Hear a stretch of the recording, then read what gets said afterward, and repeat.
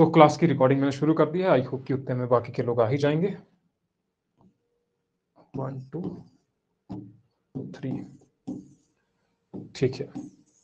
तो हम अभी तक कवर कर रहे थे human aspect, quantitative and qualitative tools, जिनकी हमने थोड़ी बहुत चर्चा की थी लास्ट क्लास में, लेकिन पूरा नहीं हो पाया था। स्टार्टिंग में ही हमें जाना पड़ा था। तो किसी के मन में ये भी विचार आया होगा कि पता नहीं सर ने बहाना तो नहीं किया होगा, है ना, मैच देखना होगा, फाइनल सेमीफाइनल देखना होगा। तो ऐसा कुछ नहीं था। उसके बाद हम हॉस्पिटल पहुंचे, फिर आई थिंक 11-12 बजे तक फिर वापस आए। तो किसी के मन में अगर ऐसा विचार है तो ऐसा विचार ना लाएं, ठीक है। चलिए, वो तो रही खैर उस क्लास की बात।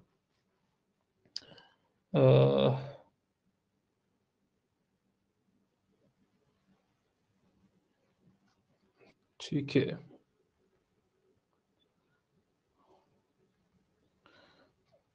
तो पिछले कल का थोड़ा बहुत क्लियर था स्टार्टिंग का।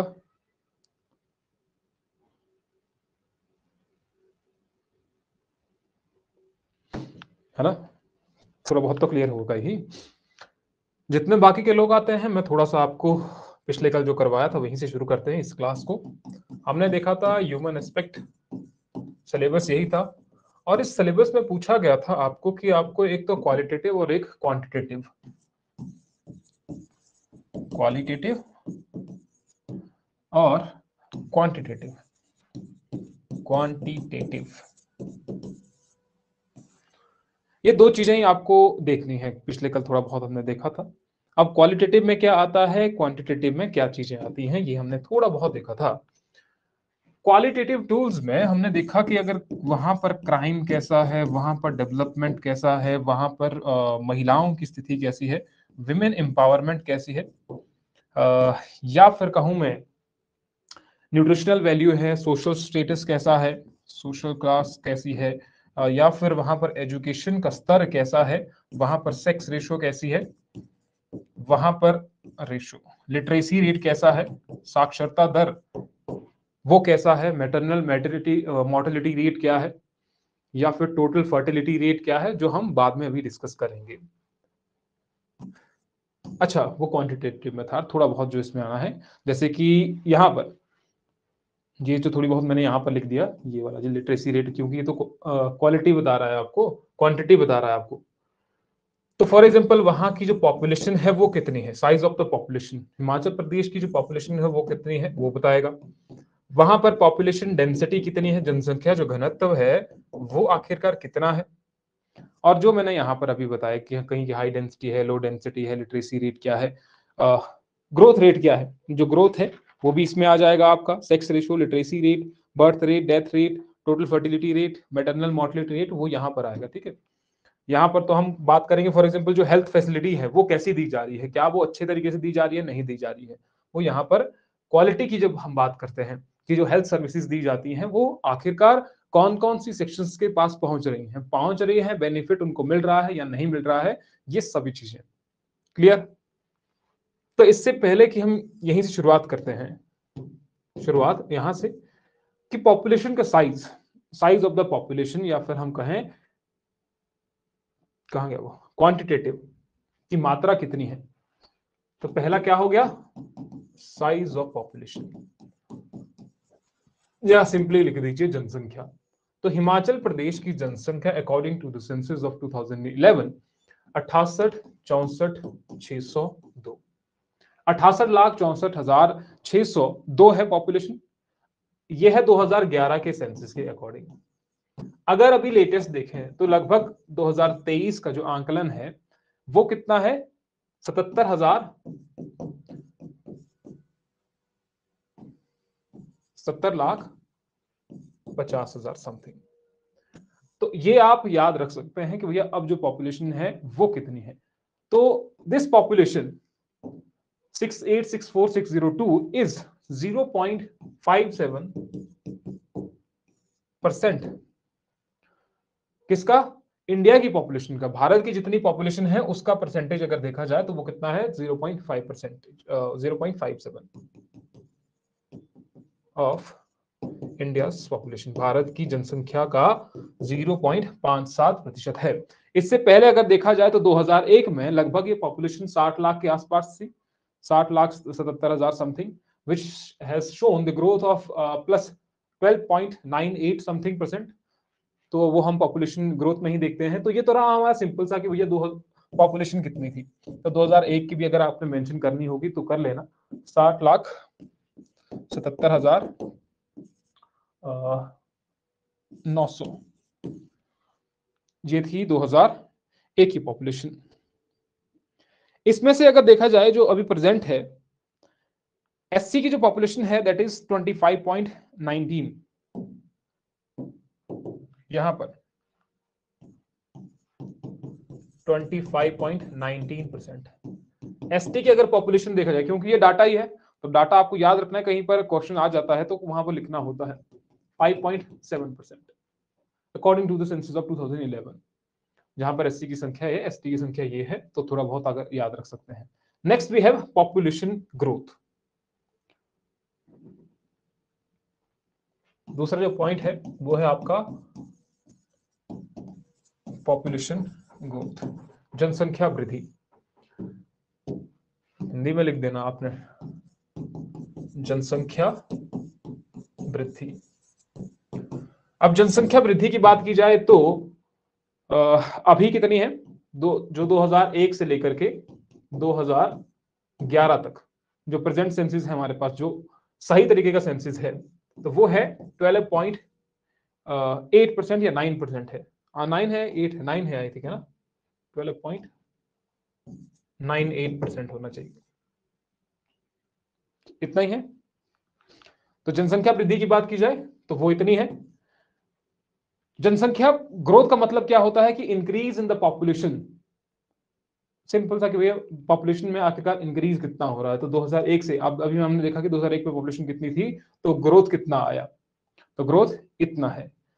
इससे पहले जो ग्रोथ था 1991 से लेकर के 1991 से लेकर के 2001 तक, दैट वाज 17.5%, 17.5%। तो हमें कुछ एक जो डेकेडल ग्रोथ है, डेकेडल ग्रोथ कहते हैं ना इसको, ये है डेकेडल ग्रोथ,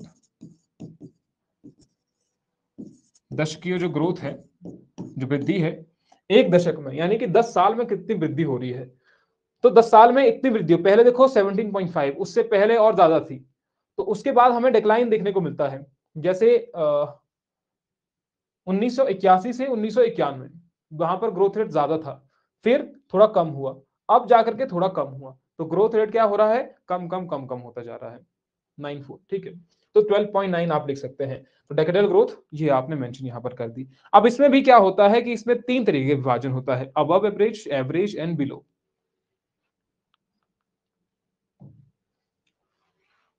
अगर हम इस ग्रोथ की बात करें तो इसमें एक होता है अबव एवरेज, औसत से ज्यादा, और एक हो गया आपका बिलो एवरेज। चलो बीच में एवरेज लिख देता हूं मैं, फिर बिलो एवरेज एंड बिलो। कहां पर जो वृद्धि है वो कितनी हुई है ये हमें देखना है। तो अगर अबव एवरेज वृद्धि देखी जाए तो कितनी एवरेज देखी जाएगी, वो तो लगभग जहां पर वृद्धि दर है 15 से 20% तक, 15 से 20, और एवरेज का मतलब हुआ 10 से 15% के आसपास जहां पर वृद्धि है, और ये हो गया लेस देन 10%, लेस देन 10%।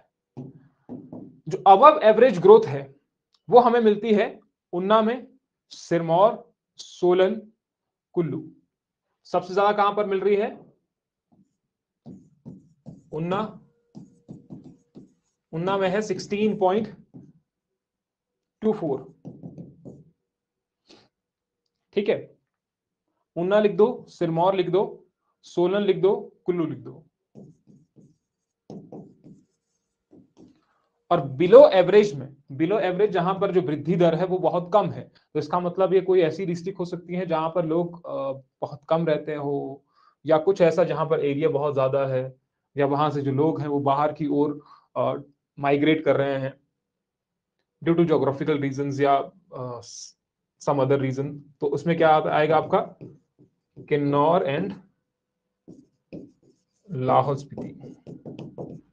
तो यहां पर आपको ग्रोथ बिलो एवरेज दिखता है इनमें, और एवरेज में जो बाकी बच गई है, एवरेज में 10 से 15% के बीच में, यहां पर आपने लिख दिया उन्ना, सिरमौर, सोलन, कुल्लू, और वो बाकी बच गई हैं वो आपका एवरेज में आएंगी, और ये आपका बिलो एवरेज में आ गई है। और ये रीजन क्या है? रीजन बीइंग माइग्रेशन, जो यहां से स्थानांतरण कर रहे हैं लोग, उसकी वजह से। तो ये था थोड़ा बहुत सिनेरियो कि यहां पर जो पॉपुलेशन ग्रोथ है वो किस तरीके से हो रही है। Is there any significance of population growth? जनसंख्या वृद्धि की कोई क्या सिग्निफिकेंस है? क्या है इसका कुछ पॉजिटिव एस्पेक्ट है जो आपको लिखने को मिले? जो पॉपुलेशन ग्रोथ हो रही है हिमाचल में, उसके ऊपर ही क्वेश्चन लिखने को आ जाए। तो पॉपुलेशन ग्रोथ के क्या कुछ सिग्निफिकेंस है या नहीं है, बताओ। Is there any significance? एक दो कोई बता सकते हो तो बताओ, थोड़ा जल्दी बताओ, क्या होता है इससे? सिर्फ पॉजिटिव बताना है, फिर नेगेटिव भी होगा इसका। वर्क फोर्स इंक्रीज हो जाती है, ठीक है, increase in work force, increase in work force, ठीक है, ये हो गया। श्रमजीवी में वृद्धि, या श्रम में वृद्धि, वो भी लिख सकते हो। और क्या हो सकता है? बताओ बताओ बताओ। या फिर मैं कहूं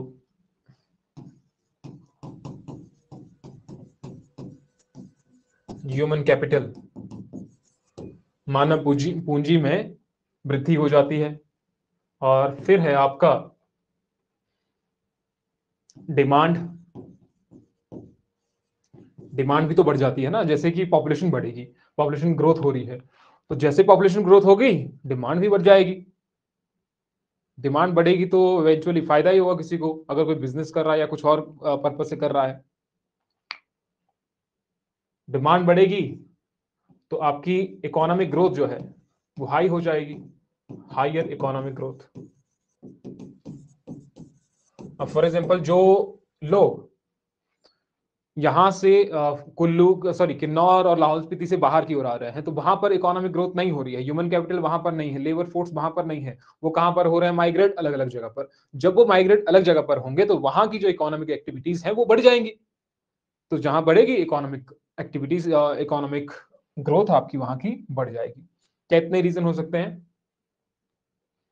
ठीक है, now we have some issues related to this population growth also, कि पॉपुलेशन जो ग्रोथ हो रही है, जनसंख्या में वृद्धि हो रही है, इसमें कुछ ना कुछ तो लूप होल भी है, दिक्कत भी तो क्रिएट होती है फिर। तो इश्यूज रिलेटेड टू, बताओ जरा, उसमें क्या हो सकता है?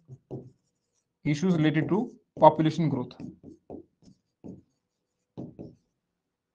इससे क्या हो जाता है फिर? अगर मान लीजिए पॉपुलेशन बढ़ रही है तो उससे नुकसान क्या है? ये तो हमने फायदे देखे कि उससे क्या हो रहा है, श्रम में वृद्धि हो रही है, मानव पूंजी जो है वो बढ़ रही है, डिमांड जो है वो ज्यादा हो रही है, इकोनॉमिक ग्रोथ जो है वो भी ज्यादा हो रही है, आर्थिक वृद्धि हो रही है।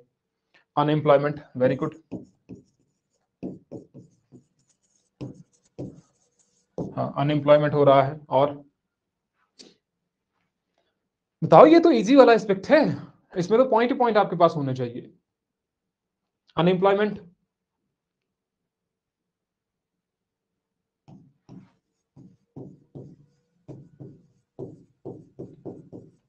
resources which we have limited resources, corruption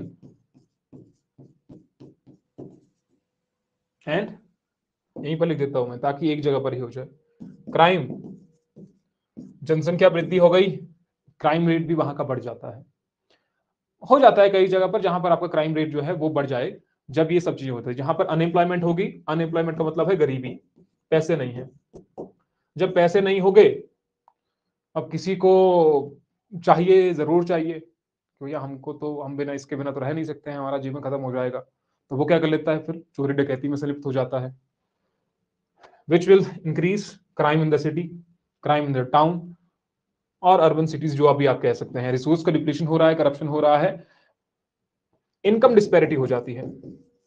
income disparity, कोई बहुत गरीब हो रहा है, कोई बहुत अमीर हो रहा है, तो वही किसके कारण हो रहा है? इसी के कारण। तो ये सब चीजें जो हैं they are related to population growth. इसके कुछ पॉजिटिव भी हैं, इसके कुछ नेगेटिव भी है। और भी कोई पॉइंट आ रहा है आपके दिमाग में? डिमांड, किस चीज की डिमांड? डिमांड तो आपने यहां पर लिखी ना, वो तो आपने पॉजिटिव पॉइंट लिखा अगर कहीं की डिमांड बढ़ रही है तो। रिसोर्स डिप्लीशन इसका लिखा उल्टा, कि जब हो सकता है कुछ रिसोर्सेज जो है वो लिमिटेड है और उनकी डिमांड बढ़ रही है, जो लिमिटेड सोर्सेज है डिमांड बढ़ेगी तो वो दिक्कत क्रिएट करेगी फिर। Then we have population density, जनसंख्या घनत्व। पर यूनिट एरिया में कितने लोग रह रहे हैं? पॉपुलेशन डेंसिटी हिंदी में मतलब हुआ जनसंख्या घनत्व।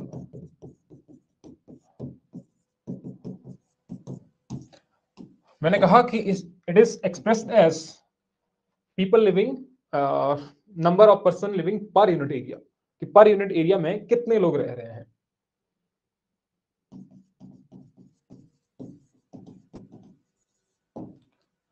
नंबर ऑफ पर्सन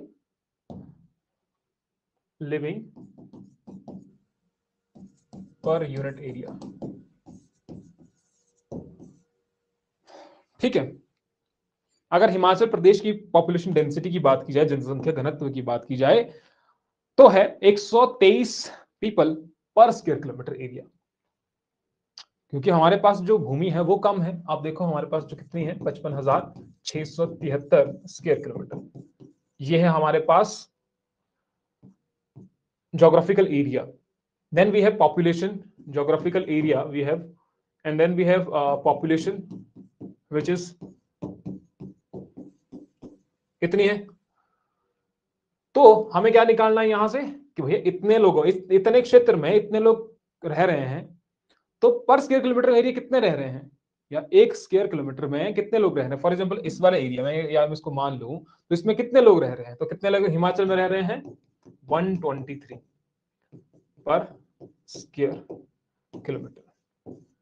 123 पर्सन पर स्क्वायर किलोमीटर हिमाचल प्रदेश में रह रहे हैं। यह है पॉपुलेशन डेंसिटी, विच वॉज 109 इन 2011। हिमाचल प्रदेश की अगर बात की जाए 2011 में ये थी 109। 2011 में कितनी हो गई? 2001 में थी 109, 2011 में हो गई 123। तो यही वाला लेटेस्ट वाला डाटा जो है वो ही आपको याद रखना है। 204, 204 क्या है? 204 क्या है? कुछ है क्या 204? देन वी हैव, जैसा हमने ऊपर देखा, ये वाली स्लाइड में हमने देखा above average, average, below average, उसी तरीके से डेंसिटी भी जो हो सकती है, जनसंख्या जो घनत्व है वो भी ऐसा ही हो सकता है। या तो वहां पर हाई डेंसिटी होगी, या तो यहां पर मीडियम डेंसिटी होगी, लो डेंसिटी होगी। तो population density which can be high, medium और लो। अगर हाई डेंसिटी की बात की जाए, हाई जनसंख्या घनत्व की बात की जाए, तो वो कैसी कितनी हो गई? Above 2000, sorry above 200। मीडियम यानी कि 100 से 200 के बीच में। लो का मतलब हो गया below 100। High density, medium density और लो डेंसिटी। इसमें आती हैं आपकी 6 डिस्ट्रिक्ट, नाम आपको पता लग जाएगा, अभी थोड़ा सा वेट करो। 6 डेंसिटी यहां पर हो गई। मीडियम में आती हैं 2, एक सिरमौर एंड शिमला। 6 और 2 हो गई 8, 8 में बच गई 4।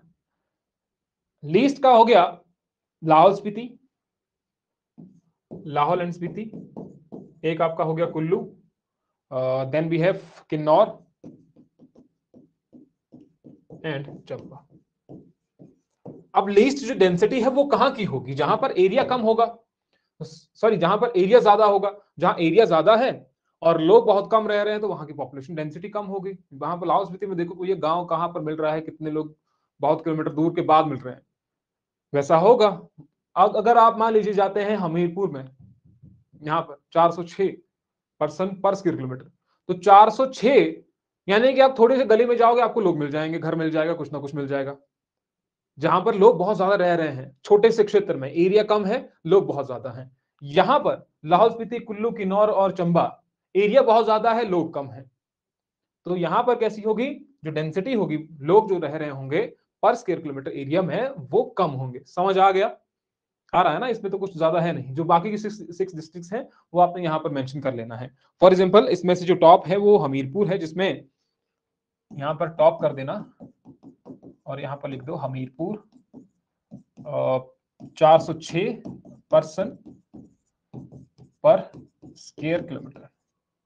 और यहां पर लाहौल स्पीति में लीस्ट दो पर्सन पर स्क्वायर किलोमीटर। पॉपुलेशन डेंसिटी यहां की बहुत कम है, 2 ही है ना। अब चलते हैं इससे आगे। Then we have sex ratio. Sex ratio तीसरा ही ये पॉइंट, हिंदी में कहते हैं लिंग अनुपात। Ratio of females to males population, यानी कि 1000 पुरुषों पर महिलाओं की संख्या कितनी है, उसे कहते हैं सेक्स रेशियो। हिमाचल प्रदेश में है ये 972,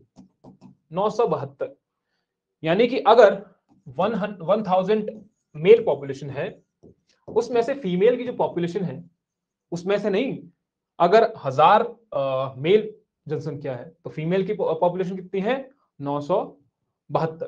तो यह है हिमाचल का सेक्स रेशियो, लिंग अनुपात। 2001 में था ये 968।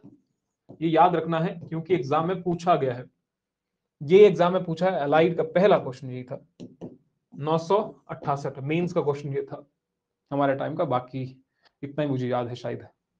अगर इसमें से टॉप स्टेट देखी जाए, सॉरी टॉप डिस्ट्रिक्ट देखी जाए, तो उसमें आता है हमीरपुर,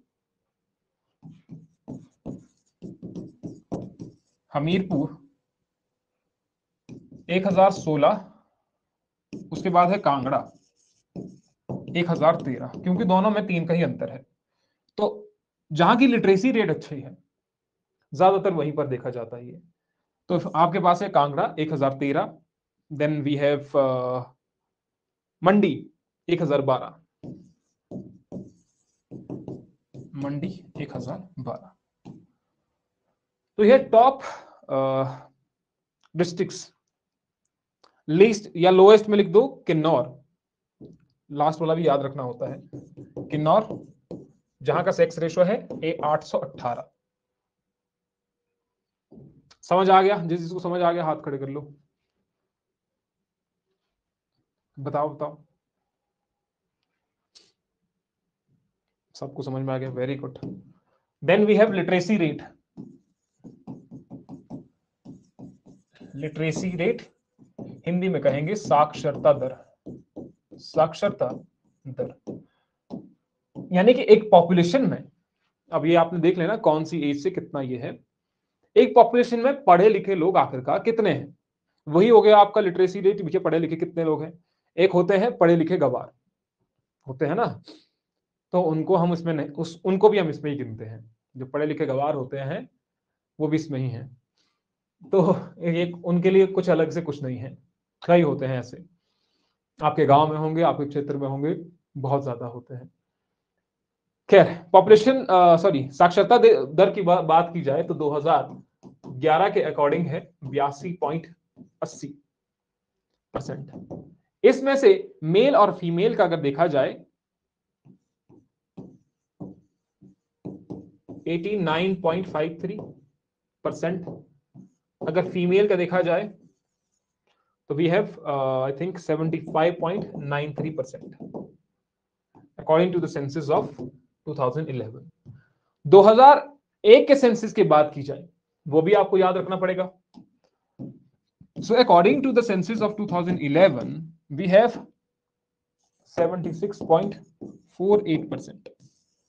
अच्छा 2011 लिख दिया, 2001 7 ईयर से, ठीक है, 7 साल से जो बड़े हैं उनको इसमें कैलकुलेट किया जाता है। सबसे ज्यादा जो लिटरेसी रेट है कहां का है? Hamirpur. Highest literacy rate Hamirpur,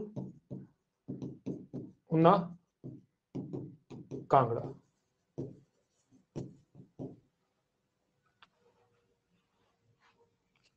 ठीक है,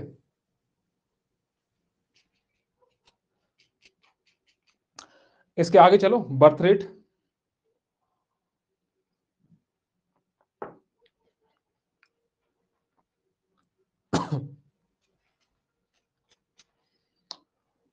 बर्थ रेट यानी कि कितने लोगों का जन्म हो रहा है, और लाइव बर्थ, जन्म दर।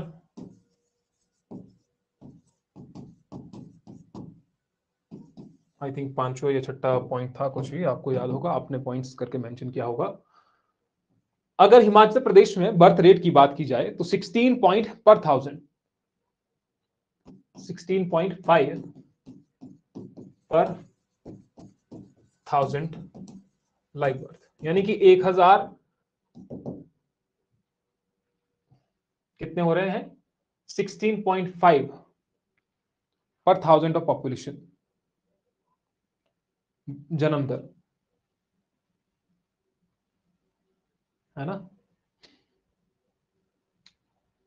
Then we have death rate. तो जन्म दर जितनी है, डेथ रेट उससे कम है, यह है 6.75% डेथ रेट, मृत्यु दर।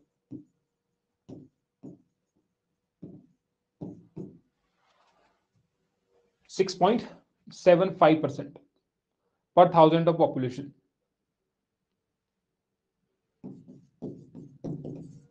पर 1000 ऑफ पॉपुलेशन डेथ रेट कितनी हो रही है, बर्थ रेट कितनी हो रही है। इसके बाद है आपका टोटल फर्टिलिटी दर, प्रजनन दर। 6 पॉइंट था या 7 पॉइंट था?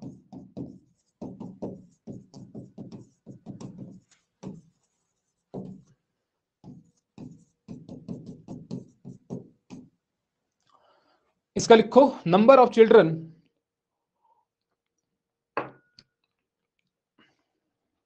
या फिर इस तरीके से कि रिप्रोडक्टिव एज, महिला की जो रिप्रोडक्टिव एज होती है, उस रिप्रोडक्टिव एज में वो कितने बच्चे पैदा कर सकती है, उसे ही कहते हैं आप टोटल फर्टिलिटी दर।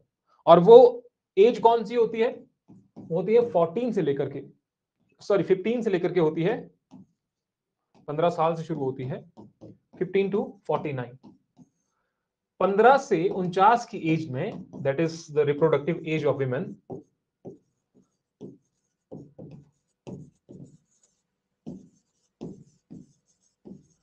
इस एज में वो जितने बच्चों को जन्म दे सकती है इस एंटायर पीरियड में, इस वाले में, उसे कहते हैं आप टोटल फर्टिलिटी दर। हिमाचल प्रदेश में है ये 1.7,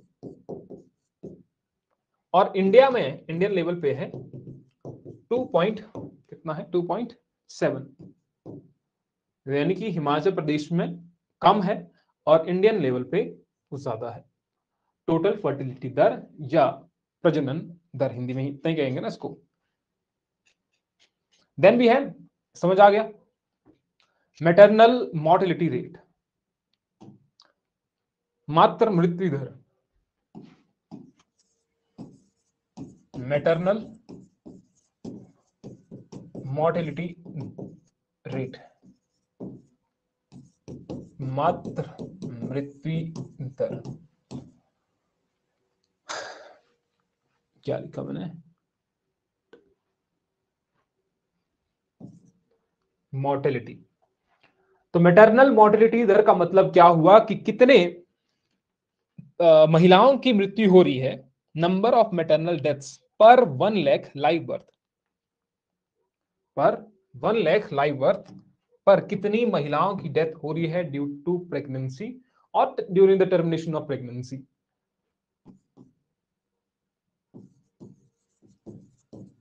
डेथ्स कितनी हो रही है महिलाओं की पर 1 lakh live birth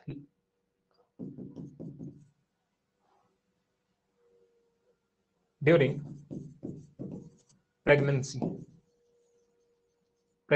or we can say termination of pregnancy.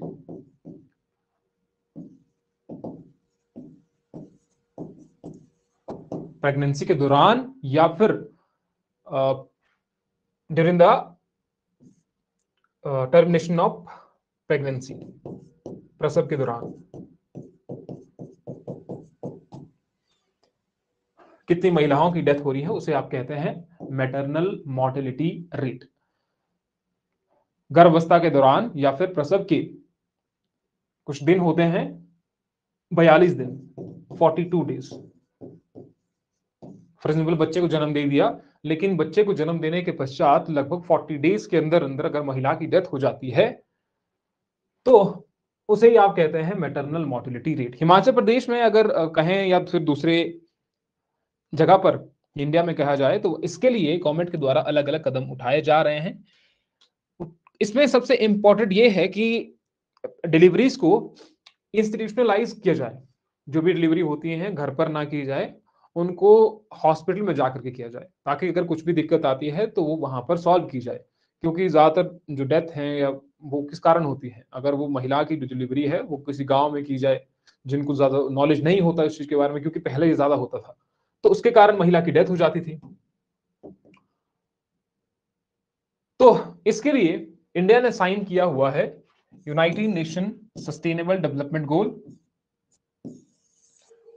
जिसमें मैटरनल मॉर्टेलिटी, इंडिया की बात कर रहा हूं मैं, United nation sustainable development goal which adopted the global maternal mortality rate target of fewer than 70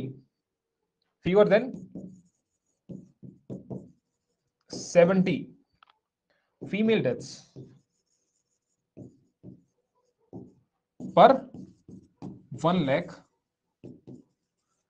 जो जन्म ले रहे हैं, उस पर कितनी टारगेट रखा हुआ है? 70 का टारगेट। अभी इंडिया का कितना है? 95। अगर इंडिया का 95 है, हिमाचल का कितना है? 55। और इसको कम करना है लेस देन 25%। इसको कम करना है लेस देन 25% बाई 2030 को इसको भी कम करना है लेस देन 25%। तो ये इंपॉर्टेंट है, इसको मार करके रखो। मातृ मृत्यु दर हिमाचल प्रदेश में है 55, यानी कि जो 1 लाख बच्चे जन्म ले रहे हैं उस पर लगभग जो 55 महिलाएं हैं उनकी डेथ हो रही है ड्यूरिंग प्रेगनेंसी और टर्मिनेशन ऑफ प्रेगनेंसी की। तो उसे कम करना है लेस देन 25% बाई 2030। इसके अलावा हिमाचल प्रदेश में जो प्रेगनेंसी है, जो डिलीवरीज है, उनको इंस्टीट्यूशन में करवाना है, टू इंस्टीट्यूशनलाइज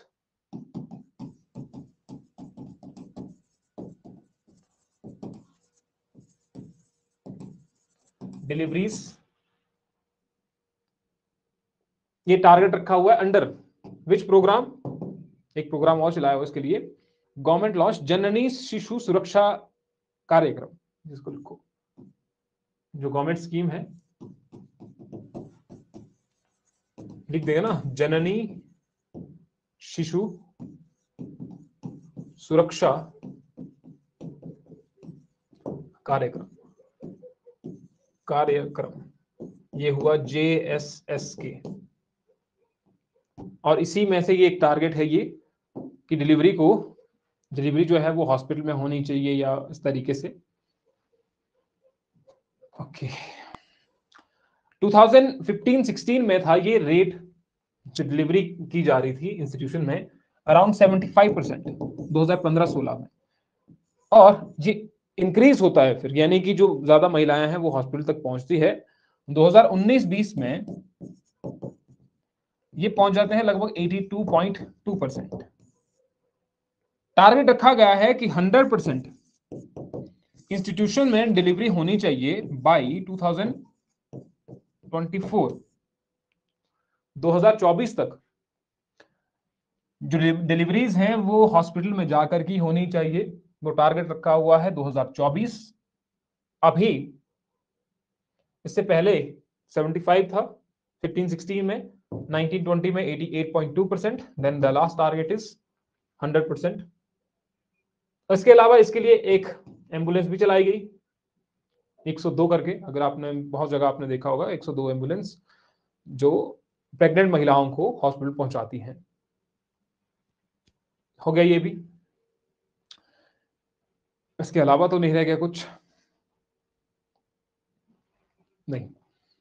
तो ये हो गया हमारे क्वांटिटेटिव जो भी था डायमेंशंस, क्वांटिटेटिव डायमेंशंस जो हमने यहां पर देखा, कुछ क्वालिटेटिव थे और कुछ क्वांटिटेटिव थे। तो क्वांटिटेटिव हमने देखा कि किस तरीके से पॉपुलेशन डेंसिटी है, पॉपुलेशन कितनी है, लिटरेसी रेट क्या है, सेक्स रेशियो क्या है, मैटरनल मॉर्टेलिटी रेट क्या है, टोटल फर्टिलिटी रेट क्या है। उसके बाद आता है थोड़ा बहुत क्वालिटेटिव, और उसमें इतना ज्यादा है नहीं। क्वालिटेटिव, गुणात्मक। फॉर एग्जाम्पल इसमें बात की जा रही है एजुकेशन की। अब एजुकेशन के लिए हमें लिटरेसी रेट तो हमने पहले देख ही लिया है कि लिटरेसी रेट कितना है उसका, हिमाचल का। लेकिन यहां पर हम लिटरेसी रेट की बात नहीं कर रहे हैं, हम ये बात कर रहे हैं कि हिमाचल प्रदेश में कितने एजुकेशनल इंस्टीट्यूट हैं, वो क्या कैसी एजुकेशन प्रोवाइड करवा रहे हैं। तो आप तो यहाँ पर इसके ज्यादा नेगेटिव पॉइंट भी हो सकते हैं, जहां पर आप क्वालिटेटिव टूल्स की बात करते हैं कि भैया हिमाचल प्रदेश में ऐसे बहुत सारे स्कूल हैं जिसमें ना तो स्टूडेंट है ना तो फिर टीचर्स हैं। बहुत सारे स्कूल हैं ऐसे, बीएड करके लोग घूम रहे हैं, जिसकी बीएड हो रखी है, किसी का टेट क्लियर है, सेट क्लियर है, लेकिन सारे ऐसे ही घूम रहे हैं कि भैया एग्जाम तो हो नहीं रहे हैं, है ना। ज्यादातर तो बीएड वाले घूम रहे हैं कि कुछ ना कुछ तो होगा, हमारी बारी भी आएगी। जेबीटी वाले घूम रहे हैं, बहुत ज्यादा है। तो एजुकेशन की बात की जाए तो यहां पर आप बात करेंगे कि कितने इंस्टीट्यूट्स हैं।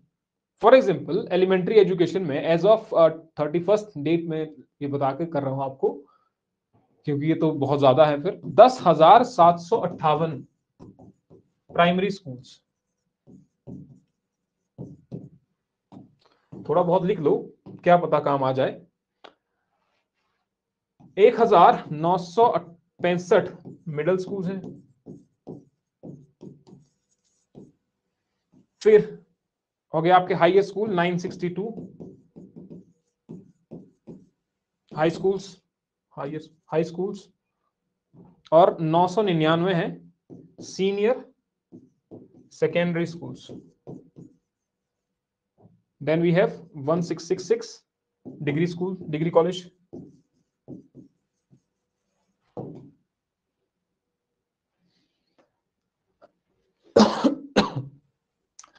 जो फिर हायर एजुकेशन में जा रहे हैं, जो इसके बाद जाते हैं पढ़ने को, या हमको हायर एजुकेशन करनी है, द रेट तो वो कितना है 18%। जो हायर एजुकेशन को अडॉप्ट कर रहे हैं, जो हायर एजुकेशन तक पहुंचते हैं, वो रेट है आपका 18%। लेकिन फायदा क्या है, आजकल आपने देखा होगा जिसकी जो पीएचडी भी कर रहा है वो भी क्लर्क के एग्जाम भर रहा है, वो भी कहीं ना कहीं छोटे एग्जाम के लिए भी अप्लाई कर रहा है। तो उस हायर एजुकेशन का अभी आई थिंक रिपोर्ट भी थी किसी की, मुझे वो पूरा प्रॉपर याद नहीं आ रहा है, कि हिमाचल प्रदेश में जो यूनिवर्सिटी का जो रिसर्च लेवल है वो बहुत डिक्लाइन हो चुका है।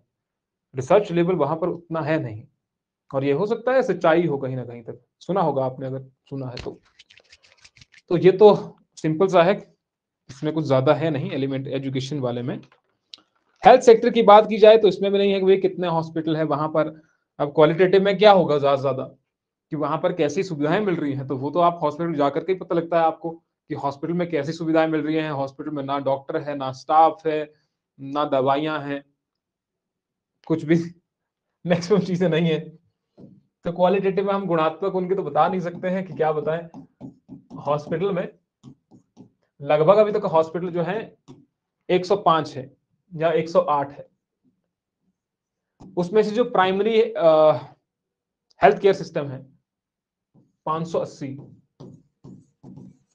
प्राइमरी हेल्थ सिस्टम वो है 580। और ये किसके द्वारा जाती है, department of health and family welfare. इसके लिए गवर्नमेंट के द्वारा प्लान भी चलाया गया है, नेशनल हेल्थ मिशन। ये आप इसमें लिख सकते हैं। अच्छा, लिखने का जितना कुछ आता होगा, या इसमें आपने गवर्नमेंट प्लान लिख सकते हैं। जो गवर्नमेंट प्लान है ना, शिक्षा के लिए क्या चलाया गया है, या फिर हॉस्पिटल के लिए क्या चलाया गया, जैसे नेशनल हेल्थ मिशन है, वैसे ही वहां पर एजुकेशन में, वहां पर आप स्कॉलरशिप की बात कर सकते हैं कि भैया इनको स्कॉलरशिप दी जा रही है। सुखाश्रय स्कीम की बात कर सकते हैं, जो हिमाचल गवर्नमेंट के द्वारा, जिसका उसको बहुत ज्यादा बताया जा रहा है कि भैया हाँ, सुखाश्रय सुखाश्रय स्कीम देखा होगा, हर जगह देखा होगा, अच्छी स्कीम है, नो डाउट। जिसमें जो अबेंडेंट चिल्ड्रन है या फिर जिनके माता पिता नहीं है, उनको शिक्षा प्रदान करना, सारी फैसिलिटीज उनको देना, तो ये अच्छी स्कीम है गवर्नमेंट की, Sukhashraya scheme. Rajiv Gandhi day boarding की बात, हाँ हाँ, कर सकते हैं। जहां पर आप क्वालिटी बात कर रहे हैं ना, कि इससे क्वालिटी इंप्रूव हो रही है, वो आप लिख सकते हैं। वो सभी चीजें इसमें आ जाएंगी, एजुकेशन में आ जाएंगी, हेल्थ सेक्टर में आ जाएंगी। अपने एंड से ऐड करना है उनको। जगह रखो साइड में जहां पर आप नेशनल स्कीम्स का मेंशन कर सको, साइड में रखना जगह जहां पर भी। अगर क्राइम की बात की जाए, crime, so crime we have, national crime rate जो है वो है 445.9। क्राइम तो समझते ही होंगे, पर 1 लाख पॉपुलेशन या 1 लाख पीपल, तो ये कितना है, ये है नेशनल रेट इंडिया का, जहां पर क्राइम रेट है 445.9 पर 1 लाख पॉपुलेशन। अगर हिमाचल प्रदेश की बात की जाए तो 2021 का जो है वो है 254.3।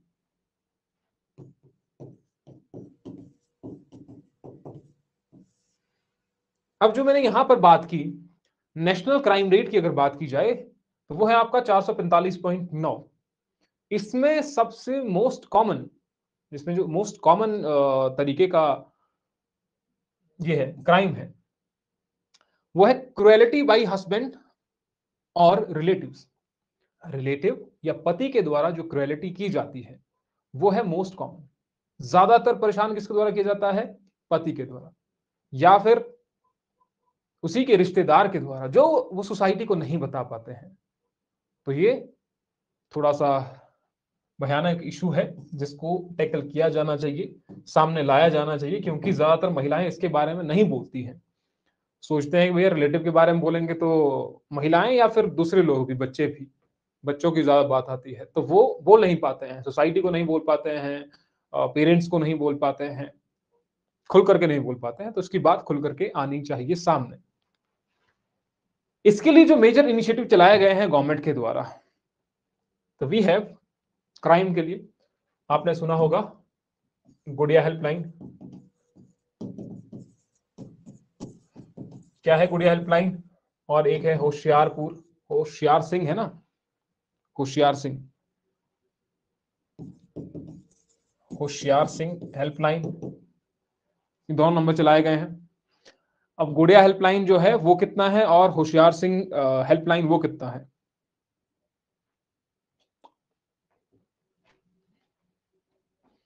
15-15। तो 15-15 है गुड़िया हेल्पलाइन, और होशियार सिंह ये आपने लिखना है मेंस में। इन मेंस में जब क्वेश्चन आएगा तो इसको लिख देना है। बताओ बताओ, 1090। इसके अलावा Himachal Pradesh was ranked first, किसके लिए? For trekking criminals. सीसीटीएनएस सुना है किसी ने? सीसीटीएनएस यही है ना, CCTNS, crime and criminal tracking network system, crime and criminal tracking network system, Hindi में कहते हैं अपराध एवं अपराधी ट्रैकिंग नेटवर्क। तो इसमें Himachal Pradesh was ranked first. इसके थ्रू क्या किया जाता है, यहीं से आपको पता लग रहा है, crime and criminal tracking network. तो दो से है, ट्रैकिंग करना उसकी और नेटवर्क। तो नेटवर्क से आपको पता लगेगा कि भैया एक पुलिस स्टेशन से दूसरे पुलिस स्टेशन तक इंफॉर्मेशन कैसे जा रही है। फॉर एग्जांपल यहां पर कोई चोरी करके भाग गया है, उसकी इंफॉर्मेशन अगर मान लीजिए यहां से वो पंजाब भाग गया है तो वहां पर भी फीड हो जाएगी। तो यहाँ से कोई चोरी करके मर्डर करके भाग गया है, उसको वहां पर पकड़ना है, ये उसका डायमेंशन है, यानी कि एज उसकी इतनी है, इस ऐसा दिखता है वो, या फोटो ही वहां पर आ गई। तो सारी की सारी जो इन्फॉर्मेशन है वो एक नेटवर्क पर चली जाएगी और सभी पुलिस स्टेशन पर पहुंच जाएगी। पुलिस स्टेशन पर सर्कुलेट हो गई तो उसको पकड़ना थोड़ा आसान हो जाता है फिर। तो ये आपका CCTNS system, Himachal Pradesh was ranked first among hill states. Hill state भी लिख देना। इसके अलावा नेक्स्ट भी है पर कैपिटा इनकम, प्रति व्यक्ति आय, पर कैपिटा इनकम, पीसीआई। प्रति व्यक्ति आय की बात की जाए तो हिमाचल प्रदेश में 222,227 है ना, 222,227। अगर इंडिया की बात की जाए 98,000 समथिंग है।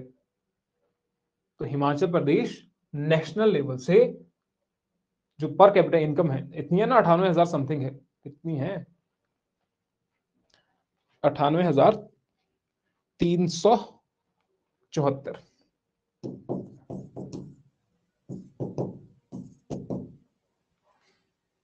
पर कैपिटा इनकम, प्रति व्यक्ति आय 2000, और ये 2022-23 का फाइनेंशियल ईयर है, वो वाला जो 2022-2027 बता रहा हूं मैं।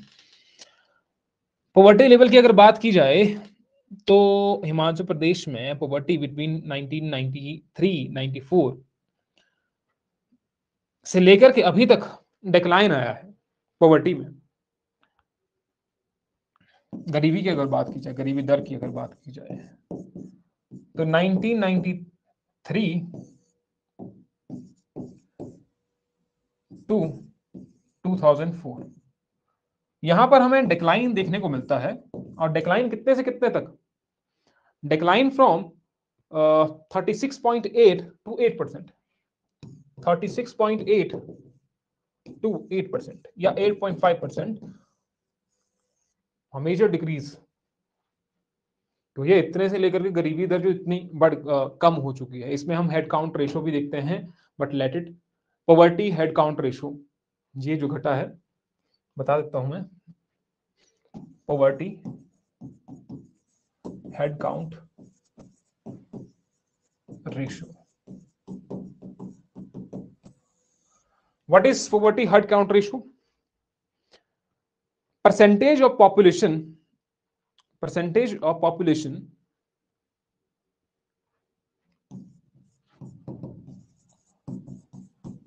percentage of population living below national average।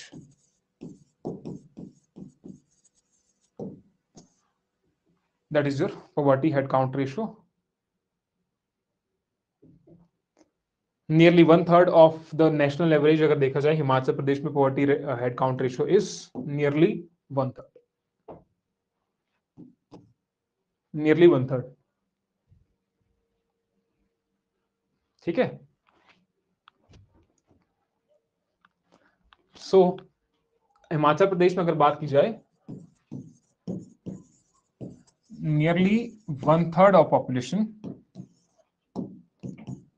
1/3 of population is living below national average. यानी कि उतना बड़ा भी ये नहीं है, उतना बड़ा ये नहीं है। ठीक है, तो आगे चलते हैं जरा फिर। नेक्स्ट भी है विमेन एम्पावरमेंट, महिला सशक्तिकरण, विमेन एम्पावरमेंट। महिला सशक्तिकरण लिख देंगे ना, महिला सशक्तिकरण हिंदी में तो लिख ही देंगे, इतनी भी कमजोर तो नहीं होगी। Now Himachal Pradesh was honoured with the prestigious diamond state award.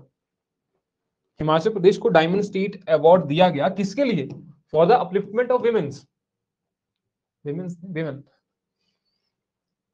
Diamond state award किसके लिए? For the upliftment of women. इसके अलावा आपने क्या लिखना है इस क्वेश्चन में, इस सब हेडिंग में, कि महिलाओं के लिए हिमाचल प्रदेश में आखिरकार कौन कौन सी गवर्नमेंट सर्विसेज इस तरीके से चलाई जा रही हैं जिससे महिलाओं को प्रोत्साहन मिल रहा है। हो सकता है वो एंटरप्रेन्योरशिप से रिलेटेड हो सकता है वो किसी एजुकेशन से संबंधित हो, किसी भी तरीके से वो आप इसमें मेंशन कर सकते हैं कि विमेन एम्पावरमेंट से क्या संबंधित है। फॉर एग्जांपल थोड़ी बहुत बता देता हूं, हिमाचल प्रदेश में या अलग जगह पर महिलाओं को रिजर्वेशन दी जाती है। रिजर्वेशन एक, उनके लिए स्कीम चलाई गई है, बेटी है अनमोल, सुना होगा आपने नाम। मुख्यमंत्री बाल उद्धार योजना, मुख्यमंत्री बाल उद्धार योजना। देन वी हैव मुख्यमंत्री कन्यादान योजना। इस तरीके से योजनाएं चलाई हुई है ना गवर्नमेंट ने। रिजर्वेशन किसमें? पॉलिटिकल पार्टीज में तो नहीं, मतलब इलेक्शन में गवर्नमेंट क्या करती है, महिलाओं के लिए अलग से सीट्स दे देती है, सभी सीटों का आवंटन होता है। लेकिन थोड़ी बहुत दिक्कत जो आती है कि अगर महिला जीत गई तो रूल कौन करता है? फिर उस घर का पुरुष, उसका पति, फिर वही सारे काम देखता है। आपने देखा होगा अपनी पंचायत में कि भैया इलेक्शन जो था, इलेक्शन तो कोई और जीत गया था, कोई महिला जीती थी, लेकिन वहां पर उसके जो पति देव हैं वो सारा का सारा काम देख रहे हैं। प्रधान साहब आगे, जबकि जो प्रधान है वो महिला है, जीती हुई है। होता है ना क्षेत्र में, हमारे क्षेत्र में भी होता है कि प्रधान साहब आगे, लेकिन वो महिला जीती हुई। 106 कॉन्स्टिट्यूशनल अमेंडमेंट एक्ट, सभी चीजें आप मेंशन कर देना जो भी यहां पर आपको महिला सशक्तिकरण से रिलेटेड आता है हिमाचल में। क्योंकि हम क्या देख रहे हैं, हम देख रहे हैं qualitative dimensions of the population. क्या इसके डायमेंशंस हो सकते हैं कि क्या क्वालिटी इंप्रूव हो, किससे महिलाओं की जो क्वालिटी है वो इंप्रूवमेंट हो रही है, उनको क्या एजुकेशन में क्या उनको सुविधाएं ऐसी दी जा रही हैं, तो वो आपका सशक्तिकरण। ये मेंस का भी टॉपिक हो गया। फिर निशा कुछ बोल रही है लेकिन माइक अभी कनेक्टेड है तो आपकी आवाज हम तक नहीं पहुंच पाएगी। हमारे यहाँ प्रधान है बट काम, उज्ज्वला, हाँ उज्ज्वला योजना, हाँ हाँ बिल्कुल आएगा। महिलाओं की स्थिति तो उससे अच्छी हो रही है जहां पर महिलाओं की जो डेथ थी कई बार हो जाती है उससे, कई बार ऐसे बहुत सारे केसेस हैं। क्योंकि जो सिगरेट का धुआं है और जो लकड़ी का धुआं है वो बराबर ही है, लगभग वो बराबर ही है। एक सिगरेट पी रहा है, सिगरेट के कारण डेथ हो रही है, दूसरा जो महिला है वो काम कर रही है, किचन में जा रही है, खाना बना रही है, लेकिन उसके बाद भी उसकी उसी के कारण, उस धुएं के कारण ही, तो वो उनके अपलिफ्टमेंट के लिए जो काम हो रहा है वो इसमें आप मेंशन कर रही है। अब दिक्कत ये है कि आपका सोचने का नजरिया क्या है वो मेंस में झलकता है, आपके दिमाग में क्या क्या पॉइंट आते हैं ऐसे, तो वो कैसे आएंगे जब आप लिखेंगे इन सभी को, थोड़ा दिमाग चलाएंगे कि भैया ये डायमेंशन हो सकते हैं इसके, महिला सशक्तिकरण के लिए ये मुद्दे हो सकते हैं, और उसको लिखने का तरीका कि आप उसको लिखते कैसे हैं। फॉर एग्जाम्पल आपके पास डाटा बहुत कुछ हो सकता है, हर एक क्वेश्चन में ऐसा ही होता है कि आपके पास डाटा बहुत ज्यादा है, लिखना कैसे है उस क्वेश्चन को। वहां पर क्या होता है, आप सोचते कैसे हैं उस क्वेश्चन के बारे में। अब महिला सशक्तिकरण के बारे में तो बहुत कुछ है, लेकिन आपको क्या दिखाना है दूसरे को कि मुझे ये चीज आती है जो बाकियों को नहीं आती है, इसीलिए आप मुझे नंबर दे दो। वो है आपके सोचने का तरीका। लिखेंगे तो सारे लिखेंगे। अभी आपने ऐसी क्या यूनिक चीज देखी अपनी सोसाइटी में जिसको आपने क्वेश्चन में डाल दिया और आप उसमें चाहते हैं कि इसमें सुधार हो। फॉर एग्जाम्पल हमीरपुर में किस्सा हुआ जहां पर महिला के जो बाल हैं वो काट दिए गए, किसकी वजह से? डॉरी की वजह से, दहेज के कारण, कि दहेज नहीं दिया था इसके कारण। तो ये आप उस क्वेश्चन में कैसे पुट आउट करते हैं, कैसे दिखाते हैं, वो प्रदर्शित करता है कि आप सच में ही सुधार लाना चाहते हैं सोसाइटी में, या फिर दूसरा एक व्यक्ति जिसने सिर्फ किताबों में पढ़ा हुआ है कि ये डिमका फलाना था बस, लेकिन वो उसको प्रदर्शित नहीं कर पाएगा क्योंकि उसने रट्टा मारा हुआ है। अब सोसाइटी में आप कैसे देखते हैं, क्योंकि आपने एडमिनिस्ट्रेशन में जाना है कल दिन, एडमिनिस्ट्रेशन को चेंज कैसे करना है, एडमिनिस्ट्रेशन में जा करके लोगों के लिए काम कैसे करना है, वो आपके क्वेश्चन में दिखना चाहिए। चाहे वो आपका इंट्रोडक्शन हो, चाहे वो आपका क्या कहते हैं उसको, बॉडी पार्ट हो, फिर आपका कंक्लूजन हो, कैसे आप कंक्लूड कर रहे हैं वो सभी चीजों को।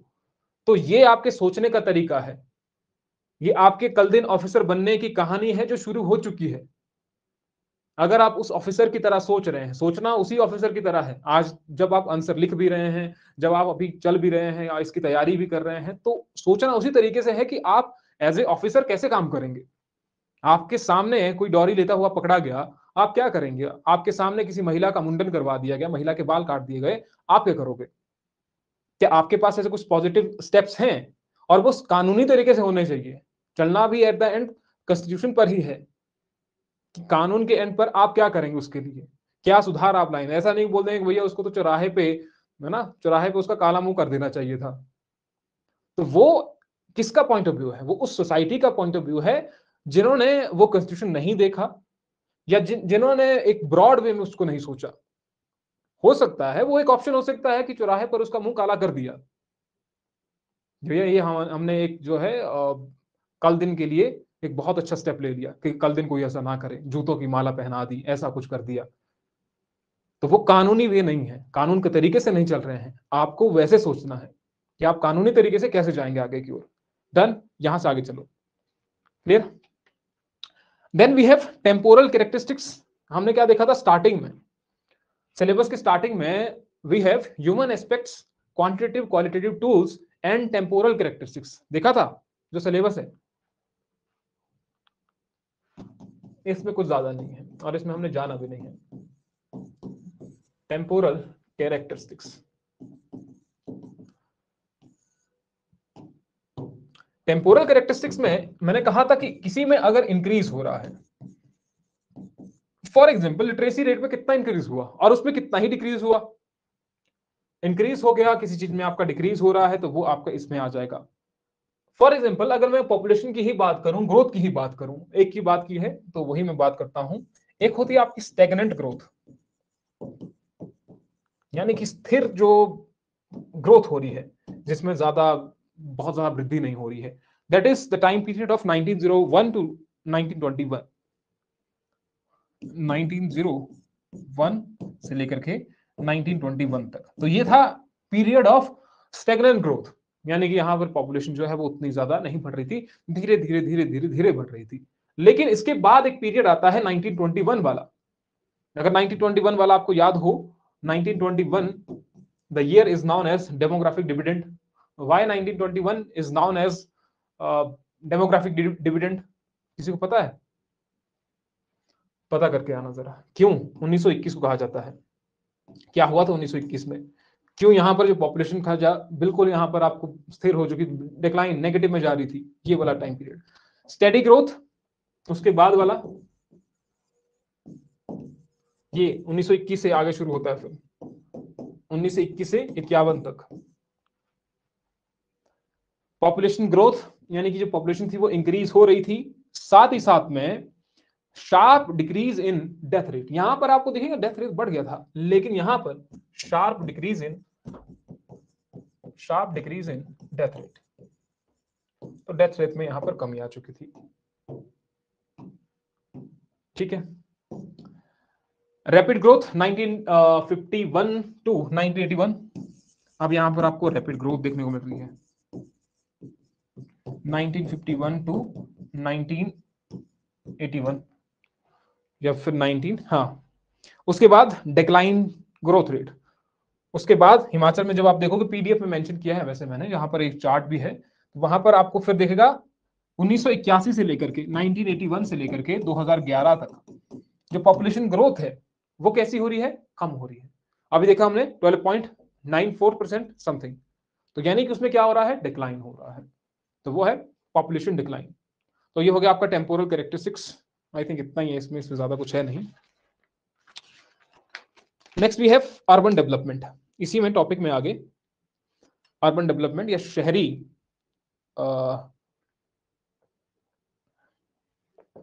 क्या कहते हैं डेवलपमेंट को हिंदी में?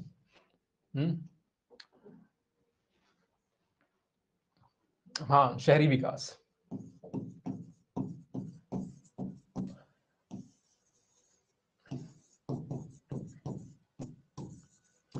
शहरी विकास की कहानी हिमाचल प्रदेश में, लेकिन हिमाचल प्रदेश में अगर अर्बन डेवलपमेंट की बात की जाए तो उतनी ज्यादा है नहीं। फास्ट तो नहीं चल रहा हूं ना, ठीक है, स्पीड तो ठीक है ना, इससे ऐसा तो नहीं है कि यहां से जा रहा है, ऊपर ऊपर से गया। एक स्टूडेंट थे आई थिंक, सर इस बैच में बहुत ज्यादा फास्ट चल रहे हैं, कुछ पता नहीं लग रहा है। स्टूडेंट थे वो, मतलब एसआई बैच के ही थे आई थिंक, हिमाचल जी के कोर्स लिया हुआ था। तो वहां पर बोले सर थोड़े फास्ट चल रहे हैं। मैं कहा अभी तो भैया फास्ट चले ही नहीं, अभी तो फास्ट वाली कहानी ही नहीं चली, क्योंकि अभी तक सिलेबस जो है वो सब यूनिट, यूनिट 1 का सब यूनिट 3 कंप्लीट हुआ है, यूनिट 2 का सब यूनिट 3 जो है ये वाला, जिसके अब इंडस्ट्रियल वाला रह जाता है। फिर यूनिट 3 है ना जीएस 1 का, जीएस 1 का यूनिट 3 सब यूनिट 3, फिर वो है। उसके बाद चलेगा जीएस 2, जीएस 2 में फिर चलेगा आपका यूनिट 1 सब यूनिट 3, यूनिट 2 सब यूनिट 3, यूनिट 3 सब यूनिट 3, फिर चलेगा जीएस 3 सब यूनिट 1, यूनिट 1 सब यूनिट 1, यूनिट 2 सब यूनिट 2, यूनिट 3 सब यूनिट 3, फिर जाकर के हिमाचल का होगा सिर्फ। ठीक है, खुशियां मनाओ, क्योंकि उसके बाद अभी कहानी, ये तो सिर्फ सब यूनिट चला हुआ है, मेन कहानी तो शुरू ही नहीं हुई अभी तक। जीएस वाली कहानी, हिस्ट्री पॉलिटी ज्योग्राफी, वो तो अलग कहानी है अभी। फिर आपका ऑप्शनल हिंदी इंग्लिश सीसेट, वो अलग कहानी है। और समय जो है, समय इतना है नहीं। देखते हैं, क्लासेस का टाइम बढ़ाना पड़ेगा, मॉर्निंग में भी क्लास होगी आपकी, तो उसको देखेंगे हम, अभी नहीं, कुछ टाइम के बाद। यहां पर आ जाओ, डरना नहीं है, हो जाएगा कंप्लीट, चिंता नहीं करनी है। आप पहले से ही बहुत बुद्धिमान हैं, और आप लोगों के लिए उतना टफ है नहीं, इतना सोच के चलना है। ऐसा सोच लिया आपने कि भाई मुझे कुछ नहीं आता है, मैं डफर हूं, फिर तो कहानी वहीं पर रुक गई। उसके बाद तो ऑप्शन ही नहीं है ना। अगर आपने ऐसा सोच लिया, अगर आपने ऐसा सोच लिया कि भैया हाँ कर सकता हूं मैं, कर सकती हूं मैं, तो आपके पास ऑप्शन है। फिर यहाँ पर थोड़ा सा ये है, विमेन एम्पावरमेंट का यहाँ पर ये है, क्योंकि आई थिंक उमेश अकेले हैं, है ना, महिलाओं का प्रभुत्व।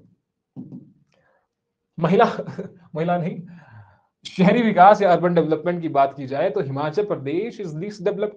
हिमाचल प्रदेश में उतना डेवलप्ड रीजन है ही कहां। अब डेवलपमेंट ज्यादातर हो रही है, आपको शहरीकरण आपको ज्यादा कहां दिखता है, जहां पर माइग्रेशन हुई है। फॉर एग्जांपल शिमला वाला इलाका आप देखते हैं, यहां पर थोड़ा बहुत डेवलप्ड एरिया है। या फिर आप नालागढ़ वाला देखो, सोलन वाला एरिया देखो, नाहन वाला एरिया देखो, और कौन सा है जहां पर डेवलप्ड एरिया है ज्यादा, तो यही मेजर है, इसके अलावा नहीं है हिमाचल प्रदेश में। तो हिमाचल प्रदेश इज लीस्ट डेवलप्ड, इतना नहीं है डेवलपमेंट वाला रीजन नहीं, क्योंकि ज्यादातर लोग किस पर निर्भर है, कृषि पर निर्भर है। और एम्प्लॉयमेंट भी क्या दे रहा है, कृषि ही दे रहा है आप लोगों को हिमाचल प्रदेश में। वो अलग बात है कि भैया जीडीपी में कितना कंट्रीब्यूशन है, 44 या 40 something, that is the service sector और इंडस्ट्री सेक्टर, वो अलग चीज है। लेकिन अर्बेनाइज या अर्बन डेवलपमेंट की अगर बात की जाए तो 1971 में द रेट वाज 6.9%, 1981 में लिखना है अगर लिख दो 7.9%, फिर जाकर के 1991 में 8.9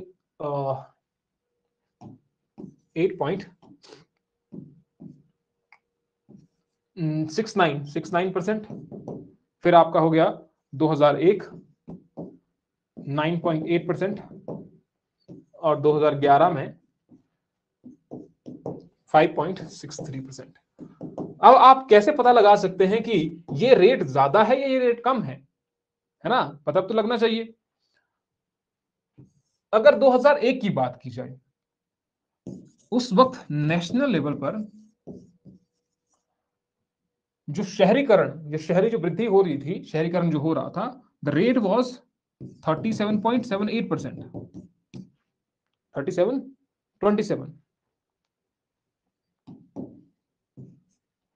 27 तो 27.78% था 2001 में।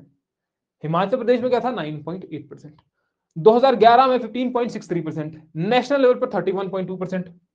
यहां पर 31.2%। तो इससे आपको थोड़ा बहुत आइडिया हो रहा है कि भैया हिमाचल प्रदेश में जो शहरीकरण हो रहा था उसकी दर कितनी थी और नेशनल लेवल पर जब हो रहा था उसकी दर कितनी थी।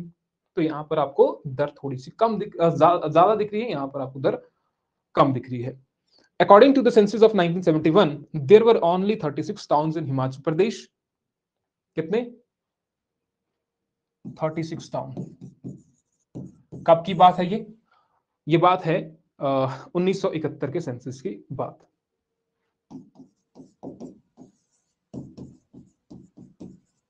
सिर्फ 36 टाउन। 2011 का सेंसस क्या कहता है कि भैया पॉपुलेशन, अर्बन जो पॉपुलेशन थी, अर्बन जो सेंटर्स हैं 59 सेंटर्स हैं 2011, 59 अर्बन सेंटर, और यहां की जो पॉपुलेशन है वो है 6,68,704।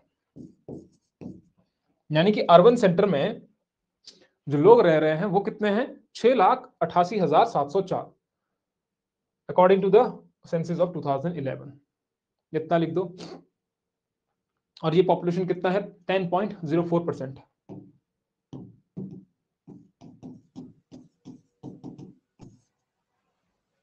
10.04% was population was living in urban areas।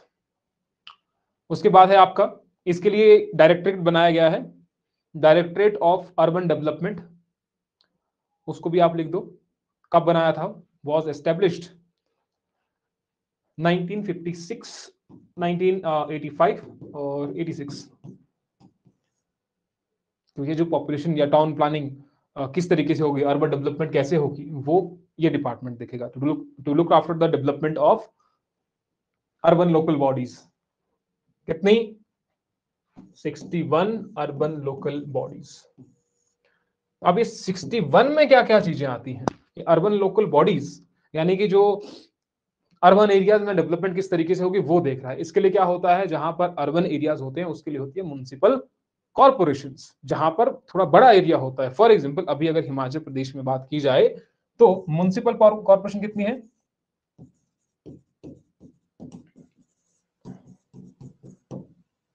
ये देखेंगे 5। कहां कहां पर है वो आपको पता है कि नहीं है? किसी को पता नहीं है? तब मैं बताता हूं। फिर किसको पता नहीं, हाथ खड़े करो, बताओ जरा। जिसको पता नहीं है तो फिर मैं बताता हूं।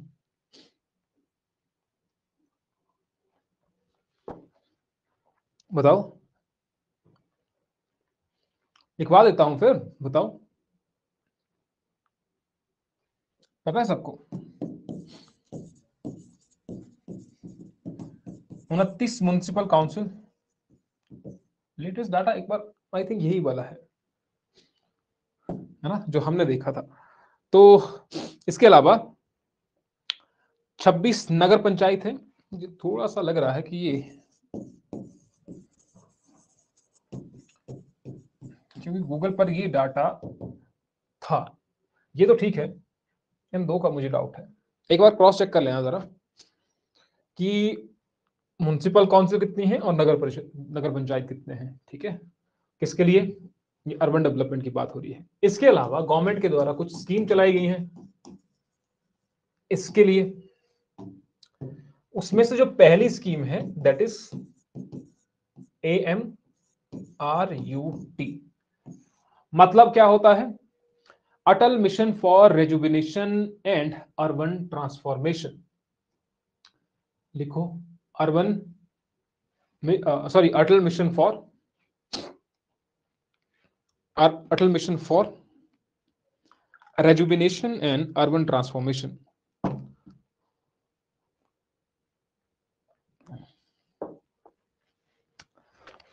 यानी कि अर्बन एरियाज में एक तो इसमें ये भी है कि जो वाटर कनेक्शन है, वाटर सप्लाई है, टैप वाटर सप्लाई जो है वो सभी को मिलनी चाहिए। वो स्टार्टेड इन 2015 में शुरू किया गया। तो एक ये स्कीम होगी अटल श्रेष्ठ शहर योजना। लिख दो, मैं स्कीम लिखवा रहा हूं आपको बस। अटल श्रेष्ठ शहर योजना गवर्नमेंट ऑफ हिमाचल प्रदेश के द्वारा चलाया गया 1 अप्रैल 2018 में चलाया गया 1 अप्रैल 2018 में। स्कीम का नाम है अटल श्रेष्ठ शहर योजना। अटल श्रेष्ठ, हिंदी में भी इंग्लिश में भी ऐसे लिख दो, अटल श्रेष्ठ शहर योजना। किसके लिए चलाया गया है? जो भी म्युनिसिपल काउंसिल, ऐसी कोई म्युनिसिपल काउंसिल है या कोई नगर पंचायत ऐसी है जो अपने क्षेत्र पर बहुत अच्छा काम कर रही है अपने लेवल पर, तो उनके लिए क्या है, गवर्नमेंट के द्वारा ये स्कीम चलाई गई है। तो ये आपको याद रखना है। Next we have national urban livelihood mission, NULM, started in 2013 या फिर 23 सितंबर, एग्जैक्ट डेट लिखनी है तो ये लिख दो, 23 सितंबर 2013, which replaced the earlier scheme, government scheme. नाम था पहले का स्वर्ण जयंती शहरी रोजगार योजना। इससे पहले था उस स्कीम का नाम जो NULM क्या हुआ, national urban livelihood mission. National urban livelihood mission which replaced the earlier or existing Swarna Jayanti शहरी रोजगार योजना। And National Urban Livelihood Mission focuses on the skill development, majorly skill development पर काम करता है। Jawaharlal Nehru national urban renewal mission, ये भी लिख दो एक, Jawaharlal Nehru national urban renewal mission to track the development activities in the cities. या शहरी में जो डेवलपमेंट एक्टिविटी है वो किस तरीके से हो रही है, इसके लिए ये स्कीम चलाई गई 3 जनवरी 2005, 3 जनवरी 2005 को ये स्कीम चली है। हिमाचल प्रदेश में हिमुडा होता है। हिमुडा जो है उसको निमुडा से मत करना कि भाई निमुडा बोल दिया मैंने, है ना। हिमुडा सुना है किसी ने? हिमुडा क्या होता है?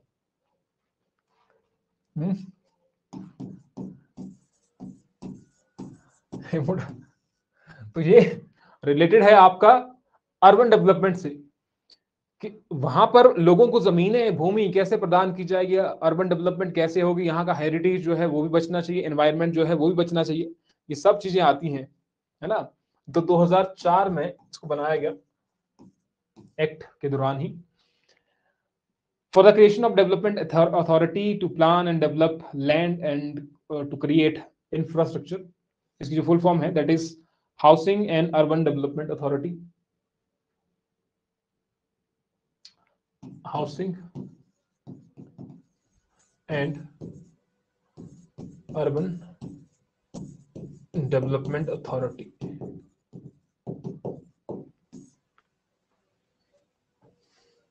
ठीक है, इसका हेडक्वार्टर है निगम विहार शिमला में। Nigam Vihar Shimla. Smart city mission, कि भैया 100 स्मार्ट सिटी बनानी है, वो भी इससे रिलेटेड है। स्मार्ट सिटी मिशन शुरू किया गया 2015 में गवर्नमेंट ऑफ इंडिया के द्वारा। हिमाचल प्रदेश में एक धर्मशाला और एक शिमला, जिसे स्मार्ट सिटी मिशन के तहत लाया गया है या काम चला हुआ है, पता नहीं कहां तक प्रोग्रेस पहुंची हुई है, इसका थोड़ा सा मुश्किल है। हुआ है काम धर्मशाला में, अर्बन डेवलपमेंट स्मार्ट सिटी से बन गई है स्मार्ट सिटी।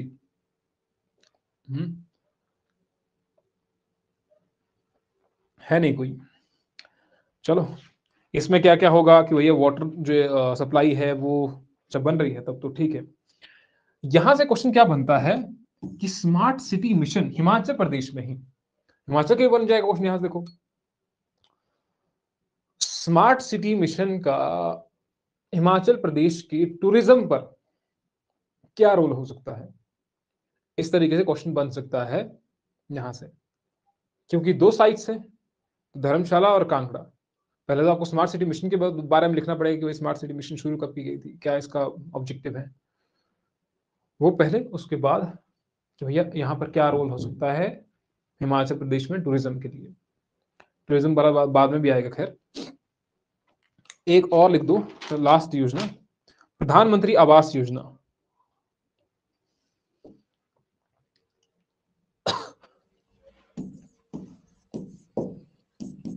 ये एक ग्रामीण भी है, प्रधानमंत्री आवास योजना, ये अर्बन भी है। ऐसे करके आपको मिलेगा, यानी कि ये ग्रामीण के लिए और ये अर्बन के लिए प्रधानमंत्री आवास योजना की लोगों को घर देना, जिनके पास घर नहीं है उनके लिए घर प्रदान करना, ये इस योजना का लक्ष्य है, जिसकी शुरुआत होती है 2015 में। एग्जैक्ट डेट लिखनी हो तो 25 जून 2015। डन, ये थी आपकी लास्ट। अच्छा, इससे एक और रह गया, एक लास्ट पॉइंट है, town and country planning, which was started in 1977. Town and Country Planning Act 1977, कि जब शहरों में घर बनाया जाएगा तो क्या वहां का जो एनवायरनमेंट है वो सही तरीके से होगा या नहीं होगा, वहां पर जो बिल्डिंग बनाई जाएगी क्या वो सस्टेनेबल होगी। मान लीजिए अर्थक्वेक आता है या फिर कुछ और चीजें, जैसे कि हेरिटेज है, हिमाचल प्रदेश में हेरिटेज को किस तरीके से सेव रखना, उसी तरीके से कि उस बिल्डिंग में थोड़ी खराबी ना आ जाए, भाई ये हेरिटेज बिल्डिंग है, उसको कैसे रखा जाएगा, तो वो सब चीजें आएंगी इसमें, town and country planning act. ये इन्फोर्स्ड इन 55 प्लानिंग एरियाज, 55 प्लानिंग एरियाज में इन्फोर्स किया गया है।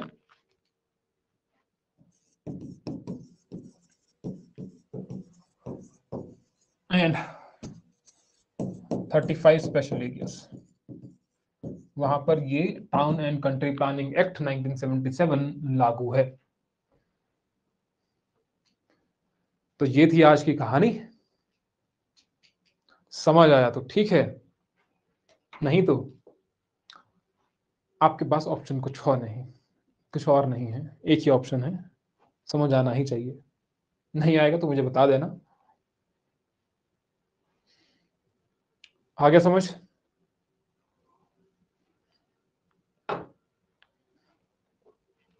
हाँ ना बोल दो कुछ।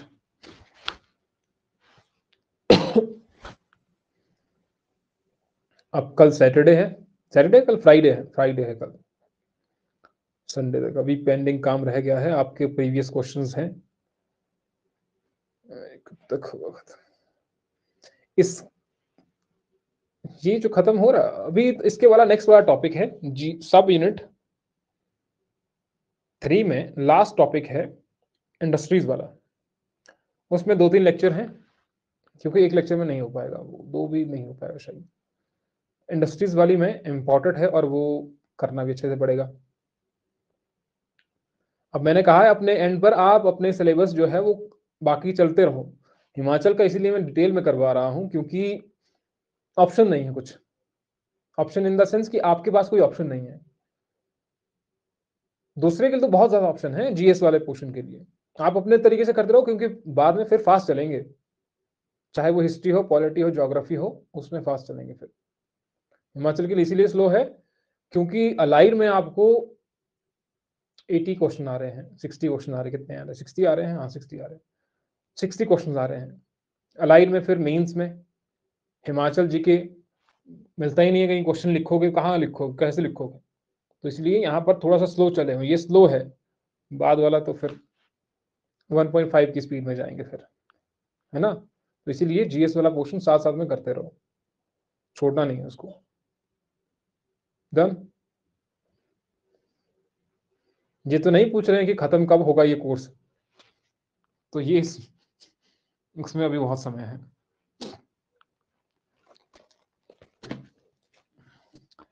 उसमें बहुत समय है, काफी समय चलेगा अभी। किसी कुछ क्वेश्चंस होंगे तो बता दीजिएगा, जल्दी आपको एमसीक्यू मिल जाएंगे, जल्दी तो क्या मिल जाएंगे, संडे तक कर रहे हैं काम उस पर भी, जो प्रीवियस क्लासेस के रहे होंगे उसके मीन्स के क्वेश्चंस। खैर ठीक है, कोई बात नहीं, चलेगा, अभी हो जाएगा खत्म। कुछ क्वेश्चंस हैं?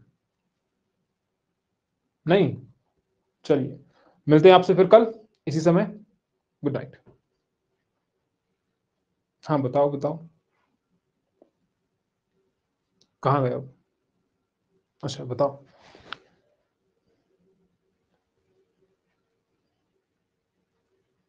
क्या होता है?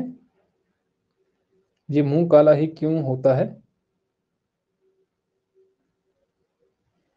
ये कौन सा क्वेश्चन है?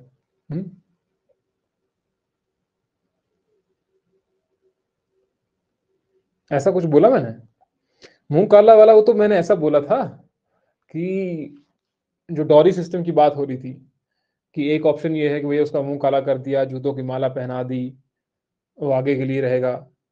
वो तो मैं उसके रेफरेंस में बोल रहा था वहां पर कि वो लोगों के पास ऑप्शन है, आपके पास वो ऑप्शन नहीं है, आपको एज पर लॉ चलना पड़ेगा, है ना?